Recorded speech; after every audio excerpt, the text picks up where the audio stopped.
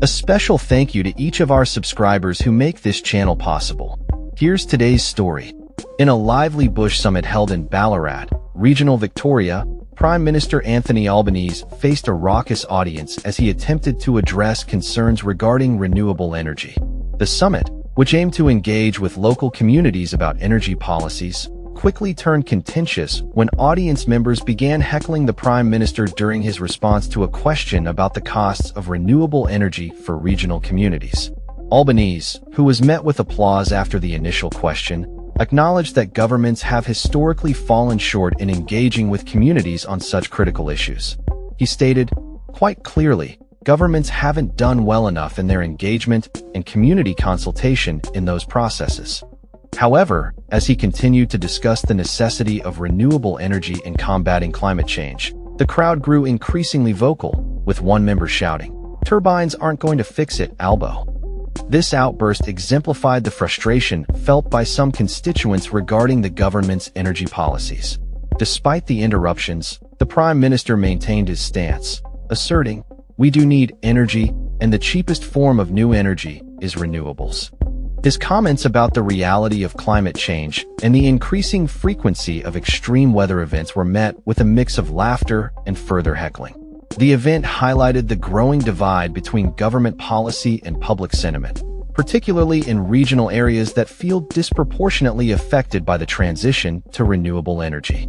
Meanwhile, the Climate Council criticized Nationals leader David Littleproud for suggesting that climate change could be tackled without a net zero target. Amanda McKenzie, the Council's chief executive, urged Littleproud to consult with climate scientists, emphasizing that cutting climate pollution is the only viable solution to the crisis. In a parallel discussion, Liberal Senator Sarah Henderson called for the coalition to expedite its energy policy development, expressing skepticism about the net zero target and its economic implications for manufacturers and farmers. As the political landscape continues to evolve, the government faces mounting pressure to address these contentious issues effectively. In a separate incident, Health Minister Mark Butler condemned Bob Katter's aggressive behavior towards a journalist at a press conference, labeling it completely unacceptable. Katter's outburst has drawn criticism from various political figures, who are calling for accountability and respect within political discourse. In a shocking revelation, it was reported that a plot to hijack a commercial plane from Australia was foiled by counter-terrorism investigators, with arrests made and the alleged hijacker in custody.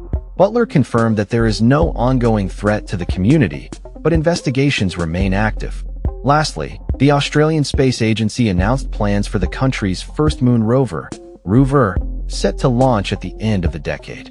This ambitious project, backed by a $42 million investment from the federal government, aims to study the lunar surface and explore potential human habitation beyond Earth. As these developments unfold, the Australian political landscape remains dynamic, with pressing issues surrounding energy policy, climate change, and national security taking center stage. That's all for this story. We upload videos every day covering many different subjects, so hit that subscribe button to stay informed. Thanks for watching.